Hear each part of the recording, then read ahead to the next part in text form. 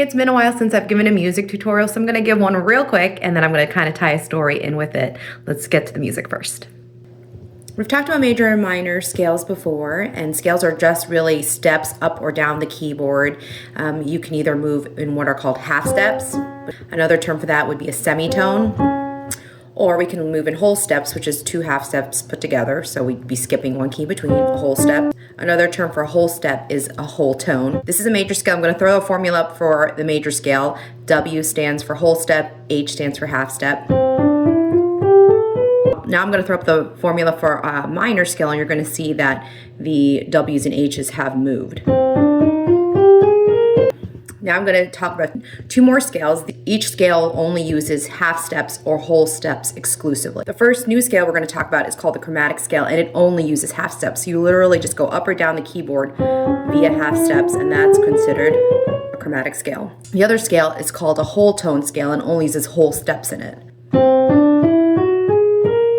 Chromatic scale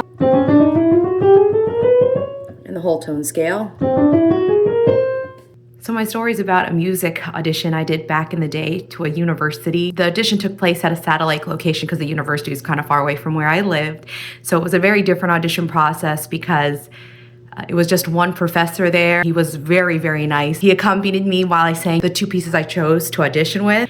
Afterward, he asked me to come over to the piano and he was just asking me questions, a lot of music theory stuff, and I'm a total nerd, so I really enjoyed this part of the audition, and none of the other auditions had anything like this.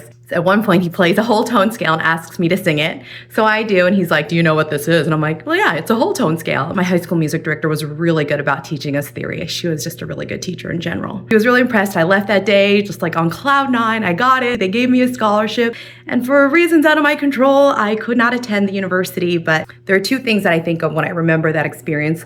The first is I still don't know when you use a whole tone scale. I just don't think I've ever used it. And the second is I learned that I should never underestimate the power of kindness because that professor, I don't even remember his name, but he was just really great and I really appreciated it.